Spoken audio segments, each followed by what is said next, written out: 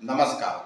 अभी बिहार में चुनाव चल रहा है और बिहार में चुनाव की चर्चा तो खूब है, लेकिन जो सबसे ज़्यादा चर्चा है वो खेसारी लाल यादव, जो कि राष्ट्रीय जनता दल यानी लालटेन छाप पूर्व मुख्यमंत्री लालू प्रसाद यादव की पार्टी से चुनाव लड़ रहे हैं।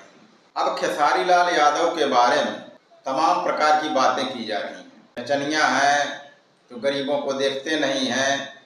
अभी हाल ही में उन्हें दूध से नहलाया गया तो एक आदमी ने अपनी प्रतिक्रिया देते हुए कहा कि खेसारी लाल यादव को दूध से इसलिए नहलाया गया कि उन्हें किसी गरीब आदमी ने छू दिया।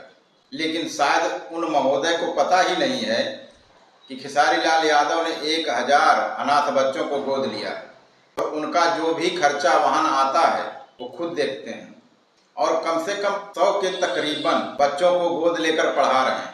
राजद प्रत्याशी खेसारी लाल यादव, जो कि भोजपुरी के सिनेमा जगत से जुड़े हुए हैं, और उनके ही कुछ सहसाथी कलाकार जो उनके विपक्षी पार्टियों में हैं, उन पर तमाम प्रकार के आरोप प्रत्यारोप लगा रहे हैं।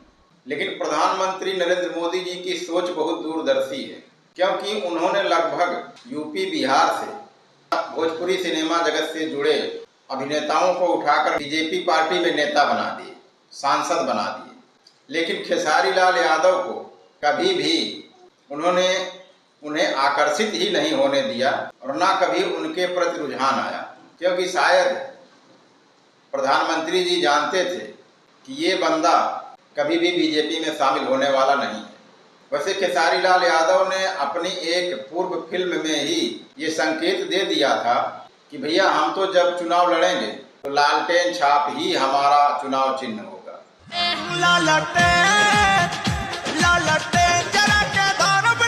प्रधानमंत्री जी गुजरात में जाते हैं तो कुछ अलग बात करते हैं, बिहार में जाते हैं तो कुछ अलग बात करते हैं। अभी हाल ही में बिहार में रैली में आए थे तो वो कह रहे थे एनडीए की रणनीति से आज डेटा इतना सस्ता हो गया है कि 1 GB का दाम 10 रुपए के आसपास पड़ता है। विदेशों में डेटा बहुत महंगा है। फिर प्रधानमंत्री जी ये नहीं बताते हैं कि विदेशों में प्रति व्यक्ति आय कितनी है, हंगर इंडेक्स कितना है। चलिए मैंने मान भी लिया कि एनडीए की रणनीति से डेटा 1 GB 10 रुपए से कम में मिलता है, लेकिन ये भी तो हुआ है प्रधानमंत्री जी कि 31, 31 और 30 दिन के बजाय रिचार्ज का वैलिडिटी डेज यानी दिन वैधता घटा करके 28 दिन हो गई है। ये भी एनडीए की ही रणनीति के तहत आता होगा। ये प्रधानमंत्री नरेंद्र मोदी जी का 2 वीडियो है और दोनों वीडियो देखिए। आज गुजरात में एक से बढ़कर एक यूनिवर्सिटीज है। पेट्रोलियम हो, फोरेंसिक हो, वेलनेस हो, हर आधुनिक विषय की पढ़ाई के लिए गुजरात में बेहतरीन मौके हैं। विदेशी यूनिवर्सिटीज भी यहाँ गुजरात में आकर अपने कैंपस खोल रही है। कल्चर से लेकर एग्रीकल्चर तक गुजरात की पूरी दुनिया में धूम मची हुई है। साथियों, इस सस्ते डेटा का सबसे ज्यादा फायदा बिहार के मेरे नौजवानों ने उठाया है।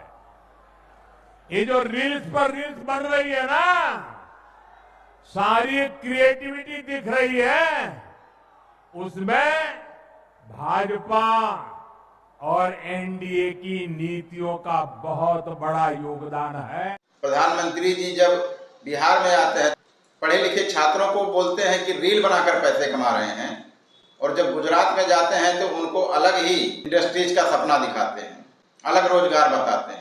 नमस्कार, मैं हूं धर्मेंद्र निषाद, आज के दर्पण के लिए।